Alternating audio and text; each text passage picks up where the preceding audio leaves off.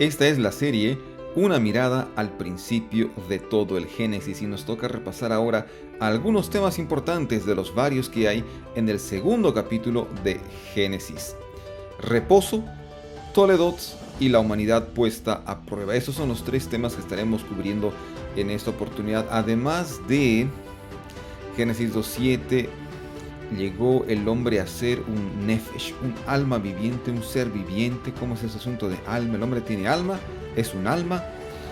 Eso también lo vamos a cubrir. Así que te invito en este momento que, si es que no te suscribiste, que lo hagas, que compartas el link con tus amigos, para que ellos también se beneficien del contenido. Y arrancamos con este tema de esta linda serie de Génesis. ¿Está bien? Vamos. Los primeros 3 versículos de Génesis capítulo 2 introducen el séptimo día de la semana. Ya el capítulo 1 mostró el desarrollo de los 6 días primeros de la semana de la creación, y el sexto día fue el día climático donde Dios hizo al hombre y a la mujer a su imagen. ¿Cómo va terminando el ciclo semanal, la semana de 7 días de la creación? Dice así el texto bíblico. Fueron pues acabados los cielos y la tierra y todo lo que hay en ellos. El séptimo día, que podría traducirse ahí el sábado o Shabbat, el séptimo día concluyó Dios la obra que hizo y reposó el séptimo día de todo cuanto había hecho. Entonces bendijo Dios al o el séptimo día y lo santificó, porque en él reposó de toda la obra que había hecho en la creación. Tú notas algo particular en estos 3 versículos, que 3 veces se repite el número de día. Y ya mencioné que cuando un autor quiere hacer énfasis en algo, quiere resaltar alguna situación, repite esa palabra, repite ese nombre, repite ese sujeto. En este caso, el séptimo día, el sábado, lo repite varias veces. ¿Para qué? Para que te des cuenta de que es importante. Entonces, acá hay un énfasis, un subrayado triple, de que el séptimo día fue el último día de la semana de la creación, en la que día en el que Dios descansó, reposó ese día. Y además, día en el que Dios bendijo el espacio de tiempo de 24 horas de este día, el séptimo día, como dice 3 veces esta porción de la Biblia, y día en el que Dios puso aparte o santificó Kadosh. Santificar significa poner aparte para un uso particular y especial. ¿Te das cuenta? Y termina diciendo el pasaje, porque en él reposó de toda la obra que había hecho en la creación. Entonces algo muy particular, muy importante, que sucedió en el séptimo día fue el descanso divino, para dejar ejemplo, para que las criaturas, para que su creación, específicamente la humanidad, siga su ejemplo. Dios bendice un día, ¿para qué? Para que quien se acuerde de guardar ese día y se acuerde de adorarlo por ser creador, reciba esa bendición que Dios dejó en el día séptimo, en el Shabbat. Y también lo particular, lo tercero que es particular de este día es la santificación de este día. Ningún otro día es santificado o bendecido por Dios. Este día, el séptimo día de la semana, sí lo es. Entonces, como resumen, puedo decir que el propósito del Shabbat, del reposo del séptimo día semanal, es recordar, pero no solo recordar, recordar y adorar a Dios como creador. Mira, qué importante el significado del reposo de Dios en el Shabbat, en el séptimo día de la semana de la creación. Por eso también es muy importante reconocer que Dios hizo los cielos y la tierra y todo lo que está creado, que conocemos acá en el planeta Tierra, en días literales. Porque si llegas a creer o a pensar, aceptar la idea de que hubo evolución, que los 7 días de la semana son 7 eras, 7 épocas de miles de años, no tiene sentido pues acordarse el séptimo día de la semana, en este caso el Shabbat o el sábado, de que Dios creó la humanidad y que Dios bendijo ese día, Dios descansó ese día y Dios reposó en ese día. Los días de la semana tienen que ser literales y son. No son periodos de tiempo como presentamos y sustentamos la idea de que son días literales. Así es como termina la semana de la creación. Pero hay algo más. En Génesis, el capítulo 2, verso 4, se reintroduce el acto creador de Dios, pero con el énfasis en la creación de la humanidad. Si bien Génesis 1 es un relato general del cosmos, los cielos, la tierra, la atmósfera, ¿no es cierto? La raquía y todo lo que estuvimos viendo en videos pasados que te invito a que los puedas ver. Génesis 2 no es, como otros críticos enseñan, no es un segundo relato, un relato de otro autor, de otro escritor acerca de la creación divina en la tierra. No hay dos autores en el libro de Génesis, es un solo autor y se cree que es Moisés por varias razones que no las voy a presentar ahora. Pero Génesis 2 hace algo así como un zoom, un acercamiento detallado de la creación del hombre y la mujer, las tareas, las labores que debían realizar en el jardín del Edén y la prueba de obediencia con un árbol del conocimiento del bien y del mal. Vamos a leer un poco las escrituras, pero también vamos resumiendo el significado de la semana de la creación divina. ¿Está bien? Acá dejé algunos pensamientos que los comparto contigo. El relato de la creación refuta el ateísmo porque declara la existencia de Dios. El relato de la creación refuta la macroevolución porque afirma que Dios creó todas las cosas y las cosas no existieron por el acaso, por una evolución. El relato de la creación refuta el panteísmo porque muestra que Dios está separado de su creación y el panteísmo sugiere que todo lo que Dios creó es parte de Dios. Así que también las plantas hay que adorarlas, son divinas y tenemos también parte de Dios, somos divinos. No, eso no es así, no dice eso la Biblia. La semana de la creación refuta la eternidad de la materia porque hubo un principio de la creación. Esto repasando lo que habíamos hablado acerca de Génesis capítulo 1, verso 2. La materia no existió al mismo tiempo que Dios.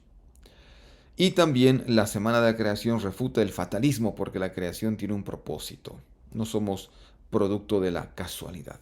Muy bien, esto está compartido por este autor Gangel en Branner en un muy buen comentario, el Holman Old Testament Commentary del libro de Génesis. Vamos a la segunda parte que mencioné que vamos a desarrollar en este video. La palabra Toledot. Génesis está dividido por Toledot. También se dice que está dividido por la historia primogenia, la historia primitiva, la historia de Génesis 1 al 11, las primeras cosas.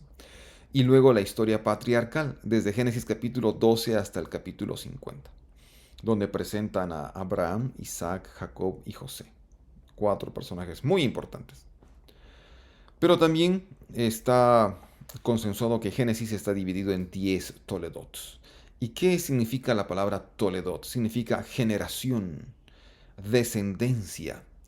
Y por eso prefiero la traducción que trae la NBI, la nueva versión internacional, la palabra historia utiliza, porque la Reina Valera utiliza la palabra, esta es, no dice la Reina Valera la historia, esta es, dice la, esos son los orígenes, ¿no? Estos son los orígenes de los cielos y la tierra. Creo que también podría servir porque Toledot hace alusión a descendencia, a orígenes, de dónde proceden las cosas. Entonces leo este versículo 4. Esta es la historia, y estoy marcando con un color diferente, historia, de los cielos y la tierra. Acá hay dos elementos y aparece primeramente cielos y luego tierra en la primera parte del versículo. Dice, ¿cuándo fueron creados? Muy bien, la palabra creación aparece en esta primera parte de 3 líneas. En la siguiente parte de este versículo encontramos un quiasmo, es decir, los mismos elementos en orden reverso. Mira, en aquel día, bueno, la Reina Valera lo traduce cuando Jehová hizo, pero ahí está Beyom, la palabra Beyom, en aquel día, cuando, o aquel día que Jehová, o cuando Jehová, Dios, ¿ya? Hizo. Y aquí aparece la palabra también que tiene que ver con creación. Aquí aparecía creados, aquí aparece hizo. Y mira cómo termina este versículo. En aquel día que Jehová hizo, que Jehová Dios hizo la tierra y los cielos. En la parte de arriba, si te diste cuenta, aparece primero descrito cielos y tierra, pero en la parte final aparece como dando más importancia ahora a lo que sucede en la tierra y también los cielos que fueron creados. Entonces, ¿qué decimos acerca de esto, de este pasaje? Este autor, Kenneth Gangel, dice lo siguiente. Génesis capítulo 1, verso 1 al 2, 3, capítulo 2, 3, era un relato general de toda la creación. Aquí en Génesis 2.4 hasta el verso 25 tenemos un relato temático de la creación en relación con la humanidad. El tema central entonces de Génesis capítulo 2, el relato de la creación, nuevamente, ¿no? Pero muy diferente al capítulo 1, tiene por particularidad hablar acerca del ser humano, de manera más específica. Esta otra cita es interesante de Dyer y Merrill. Si el anterior relato, Génesis 1, de la creación puede calificarse de relato cósmico, este Génesis 2.4 al 25 debería considerarse el relato antropológico. Porque el ser humano y los cielos y la tierra es... porque el ser humano y no los cielos y la tierra es ahora el centro. Porque en Génesis 2 se menciona dónde está el Edén, el jardín del Edén, los ríos, habla de geografía y cómo Dios forma al ser humano. Vamos con esta tercera parte. La humanidad. ¿Tiene o es un alma? Me gustaría ver tus comentarios. ¿Qué opinas tú? Pero leo ahora entonces el versículo 7. Estoy en Génesis 2.7. No voy a cubrir cada versículo de Génesis 2 o no terminaríamos. Este video sería demasiado largo. Haría falta muchos más videos. Así que vamos al versículo 7 que es muy importante. Dice lo siguiente. Entonces Jehová Dios formó. La palabra es yatzar y aparece en contextos de alfarero, de alfarería, donde se usan las manos para moldear. ¿Ok? Jehová Dios formó al hombre del polvo. Polvo es afar en hebreo. Del polvo de la tierra. Sopló en su nariz aliento de vida. Y aliento de vida en hebreo es Nashema Hayim. Y fue el hombre un ser viviente. Algunas versiones quizás tú encuentras y dice, y fue el hombre un alma viviente y fue el hombre una persona, ¿no? Pero la mejor traducción creo que es, y fue el hombre un ser viviente, Nefesh Hayah, ¿no? Un ser que existe, un ser con vida. Ahora, Nefesh, ¿qué significa? Ahí tengo algunos conceptos de la palabra Nefesh. Recuerda que el hebreo es muy rico en significado. Una sola palabra no es suficiente para describir el significado de una palabra en hebreo. Mira, Nefesh podría significar ser vivo, persona, alma viviente. El alma que pecare muere, dice Ezequiel 18:4, dando a entender que no hay almas inmortales, almas que están todavía con conciencia luego de morir, porque el alma que peca muere. Es decir, ahí el contexto de Ezequiel 18 habla de que las personas que pecan, no se arrepienten, van a morir. Pero los que se arrepienten, ellos no mueren. Entonces aquí el alma que pecare se puede traducir la persona que pecare muere. El concepto de alma en el Antiguo Testamento difiere bastante del concepto de alma en el Nuevo Testamento. ¿Qué es Nefesh entonces? Cuando leemos en Génesis 2.7, y fue el hombre un ser viviente o un alma viviente, una buena traducción sería, y fue el hombre una persona, un ser vivo. Nefesh significa ser vivo, persona, un ser con vida, con vitalidad. ¿Está bien? Y esta relación de que el aire entra por la garganta y, bueno, llega a los pulmones y comienzas a respirar, inhalar y tener vida, tiene bastante conexión con la palabra nefesh. Ahora, en griego la palabra que se usa en Génesis 2.7 para alma es suje. Y entre los varios significados que tiene esta palabra suje, porque es muy versátil esa palabra. Entre algunos conceptos importantes estaría condición de estar vivo, la vida en sí. Entonces, la humanidad, ¿tiene o es un alma viviente? Es un alma viviente, es un alma, porque alma en la Biblia es lo mismo que persona. Un alma es un ser vivo. El alma no es un elemento eh, exterior del ser humano, que el ser humano lo recibe cuando vive y cuando muere, pues el alma se va por ahí. No, el ser humano es un alma viviente, es una persona, es un ser vivo. Alma, nefesh, ser vivo, persona. Que quede claro, porque es muy importante. Entonces, cuando Dios crea al ser humano, se mezclan dos elementos, el polvo de la tierra y el aire o soplo de Dios. Aquí Dios actúa como el alfarero que toma arcilla o tierra y forma al ser humano. Dios crea al ser humano de forma muy especial, muy particular, diferente a como creó a los animales terrestres, a las aves del cielo y a los peces del mar. Este autor dice así: especialmente digno de mención es el hecho de que el hombre no obtuvo un alma. Mira lo que dice este teólogo, sino que se convirtió en una, es decir, se hizo persona. Más claro no podría ser, pero acá tenemos entonces la siguiente parte. Bien, vamos a avanzar. La prueba de obediencia. Génesis 2 presenta una prueba a la humanidad. El versículo dice así, acá hay tres versículos, 15 al 17. Tomó pues Jehová Dios al hombre y lo puso en el huerto del Edén. ¿Para qué? Para que lo labrara y lo cuidara. Y mandó Jehová Dios al hombre diciendo, de todo árbol del huerto podrás comer, pero del árbol del conocimiento del bien y del mal no comerás, porque el día que de él comas, ciertamente morirás. Y este es un pasaje también polémico. Hay autores hasta bíblicos que han dicho, bueno, la Biblia miente. Dios miente porque le dijo a Adán y a Eva, van a morir el día que coman del árbol, del fruto, del árbol del conocimiento del bien y del mal. Y comieron. Génesis 3 menciona esta situación y no murieron. Entonces, ¿quién es acá el mentiroso? ¿No? Y dicen, bueno, Dios castiga a la serpiente, Satanás, ¿no? Satanás se introduce en un animal. Eso lo veremos con más calma en Génesis 3. Y dice, bueno, qué malo Dios, pero la serpiente dijo una verdad porque Adán no murió, Eva tampoco murió ese día. ¿Cómo interpretamos porque el día que de él comas? En breve estaremos con esa explicación. Un resumen acá de el Edén. En Edén para servirlo. Eso dice el texto y la palabra servirlo, ahí hay traducciones que dicen, lo puso en Edén para qué, para sojuzgarlo, para regir. Servirlo viene de la palabra abad. Y abad, y siervo viene de abad, ebed.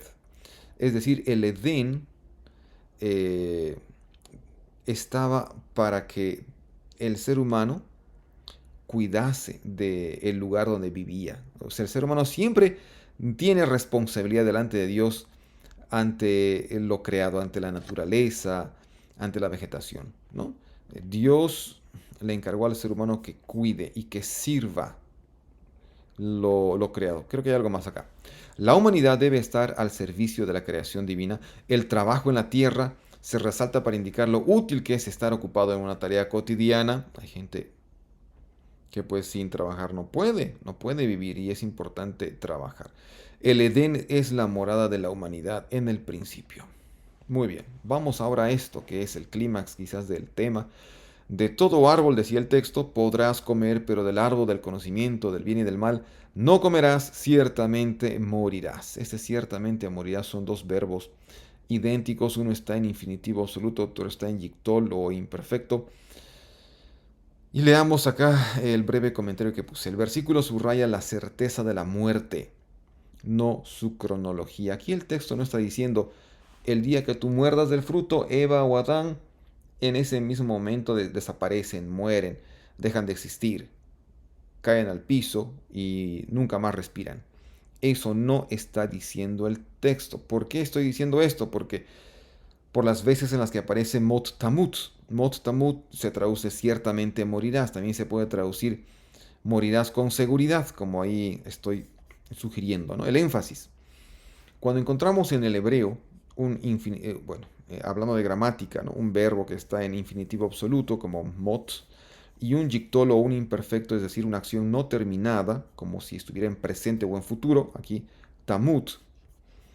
Lo que el autor quiere hacer, entre otras cosas, hay varias razones, pero la principal sería en este caso que el autor quiere recalcar un énfasis. ¿Te das cuenta que los autores bíblicos usaron la gramática del hebreo, para enseñar, para dejar lecciones claras y para dejar claras las intenciones con las cuales escribió el autor ciertas porciones de la Biblia?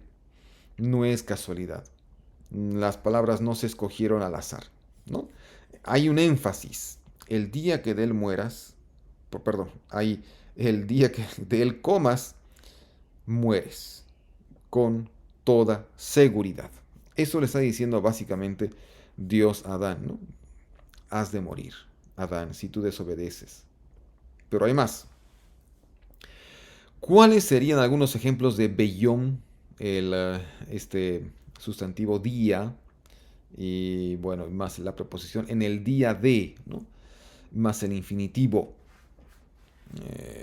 Aquí tenemos algo. Mira, ya hemos encontrado la frase beyom en el día, seguida de la construcción infinitiva en Génesis 2.4. En el día cuando, ¿no?, creó, ¿no? En el día cuando creó Dios o cuando hizo. Ahí me parece que el infinitivo es hizo. El día cuando hizo Jehová el Señor los cielos y la tierra. Ese día cuando ya vimos hace rato también, ¿qué cosa? ¿Qué vimos? Vimos que ese día no está haciendo mención a una hora, un minuto y un segundo cronológicamente hablando, sino está hablando de un momento en el tiempo.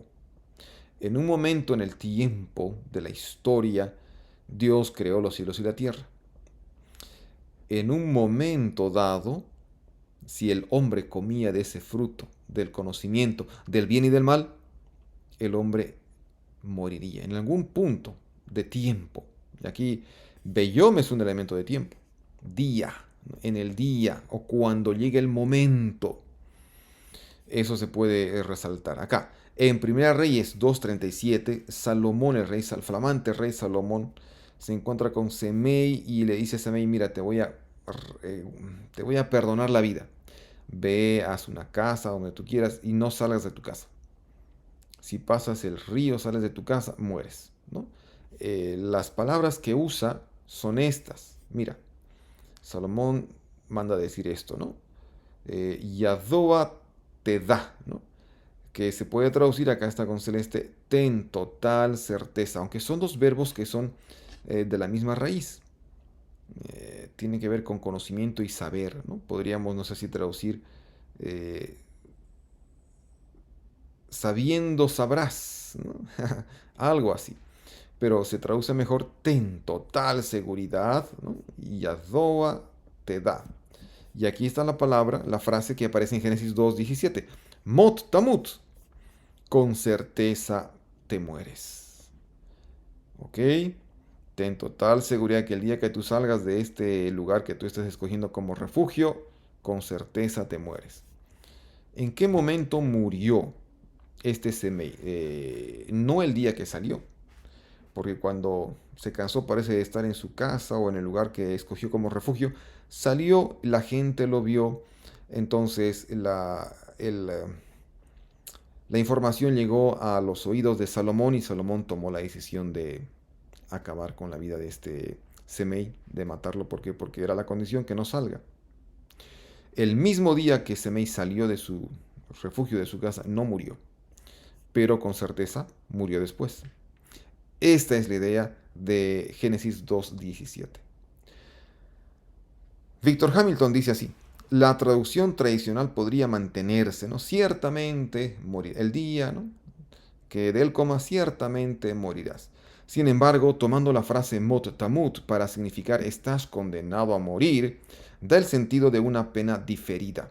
Cuando tú hagas esto, bueno, haremos las investigaciones debidas, haremos los cuestionamientos, corroboraremos los hechos y la sentencia será la muerte. Básicamente eso es lo que se está diciendo. Y es así porque en Génesis 3, del 1 al 6, se narra el diálogo de Eva y una serpiente. Y termina estos 6 versículos dando Eva el fruto del bien y del mal a Adán y ambos comen. Y bueno, se sentían diferentes. En ese momento no mueren. El versículo 7, 8, el 8, se menciona a Dios buscándolos, ¿no? Buscando, llamándolos en el jardín del Edén. Y los busca y los encuentra y comienza a preguntarles. Hay un juicio, ¿no? Hay una corte que se inicia, digamos, ¿no? Un caso que se inicia. ¿Y dónde estabas? ¿Qué pasó? ¿Quién te dijo que estabas así? Hay un proceso de juicio. La muerte no es inmediata. ¿Te das cuenta? Muy bien.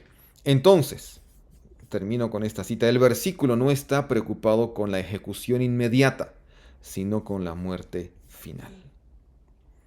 El día que tú comas, tu sentencia será la muerte, Adán. Y eso pasó porque Adán murió, según la Biblia, murió con 930 años. Y Eva murió con 910. Eso en las genealogías, capítulo 5 de Génesis, si no me equivoco. Al final de cuentas, Adán murió por su desobediencia. No en ese día, pero murió.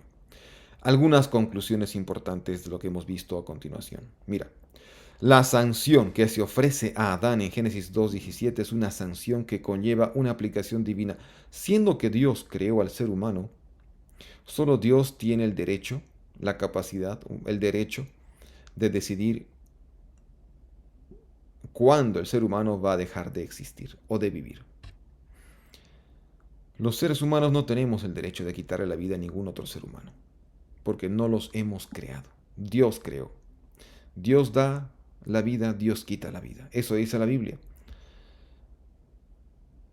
Este tema no es para hablar de otras cosas, pero por ejemplo el suicidio, la decisión de quitarse la vida a uno mismo, tampoco está aprobada por la Biblia porque uno mismo no se da vida, es Dios.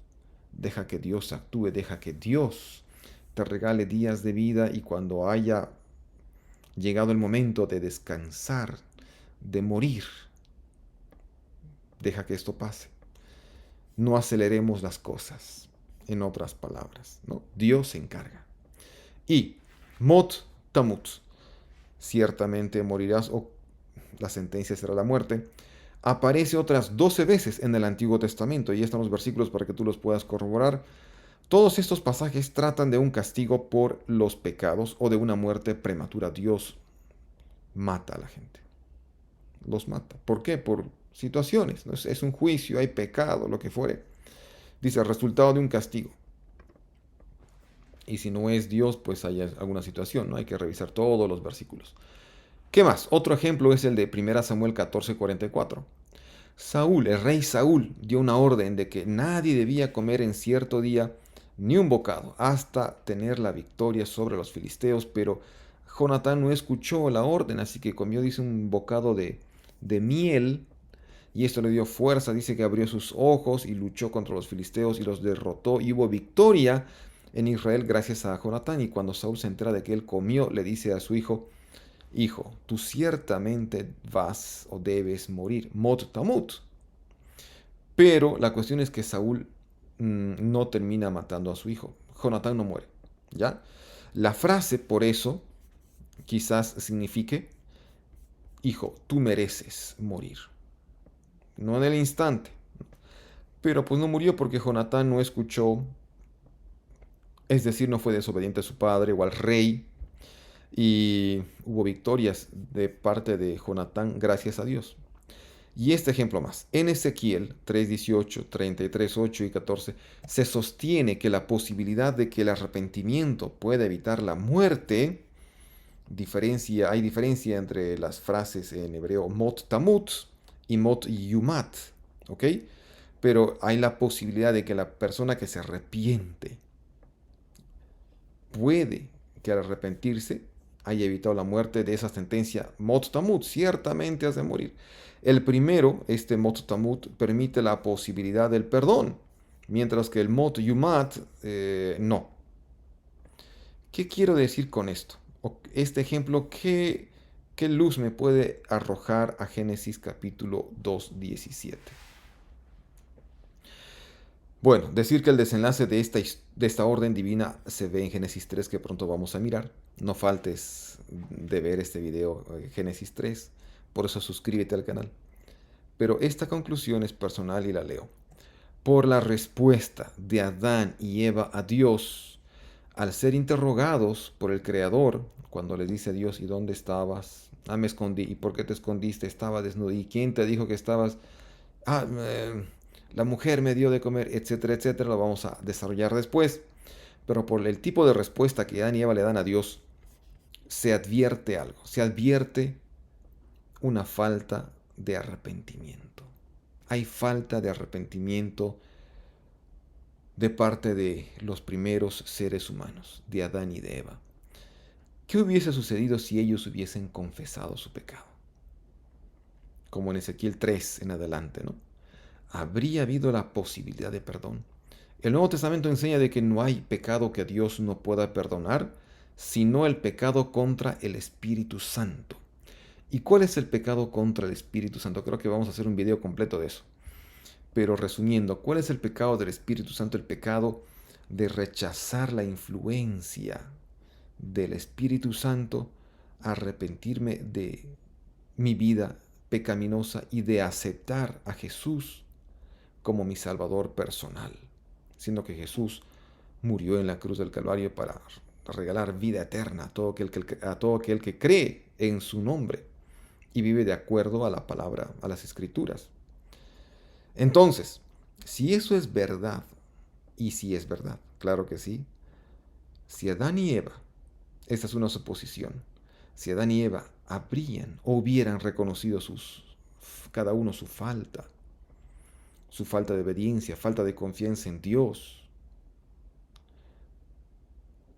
Dios posiblemente habría perdonado a Adán y Eva sus pecados. Es la falta de desobediencia. ¿Por qué? Porque no hay pecado que Dios no pueda perdonar, sino solo aquel pecado que no lo confiesas. Y en la entrevista que tienen Adán y Eva con Dios en Génesis 3, ya estábamos hablando de Génesis 3, ¿no? Bueno, en la entrevista, en ese juicio verbal, Adán y Eva nunca dicen, Dios, me equivoqué. Adán, y aquí lo escribí, le echa la culpa a su mujer, ¿no? La mujer que me diste me dio del fruto. Y Eva dice, bueno, uno dice más inocente, más sincera, y sí, pero ella dice, me engañaron. Al final de cuentas, nadie tenía la culpa. Nadie fue culpable, ¿no? Pero cada quien recibe un castigo, una retribución por su falta de fe en Dios.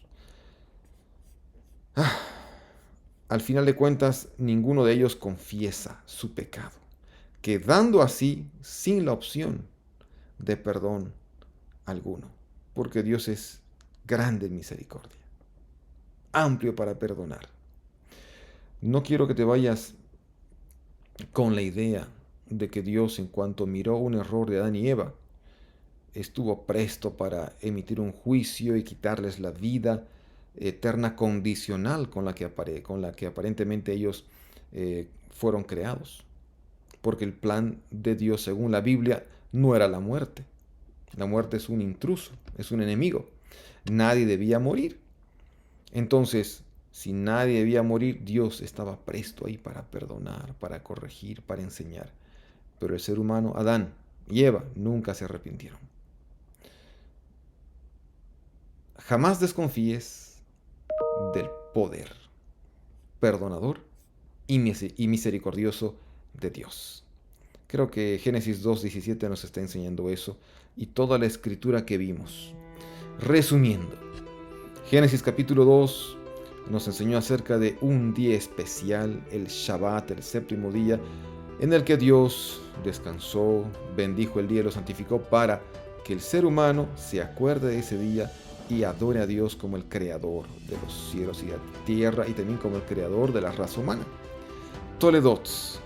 Génesis 2 habla de la historia en la tierra, con Adán y Eva. Y la humanidad es puesta a prueba con ese árbol del conocimiento del bien y del mal. había mucho para comer, una sola cosa ellos debían respetar. ¿Qué sucedió? La siguiente vamos a verlo a detalle, Génesis capítulo 3, no te lo pierdas, por eso suscríbete para que te lleguen los anuncios de que estamos estrenando nuevos videos. Que te vaya muy bien, comparte una vez más, te invito a que compartas el link de este video y también el canal. Hasta la próxima.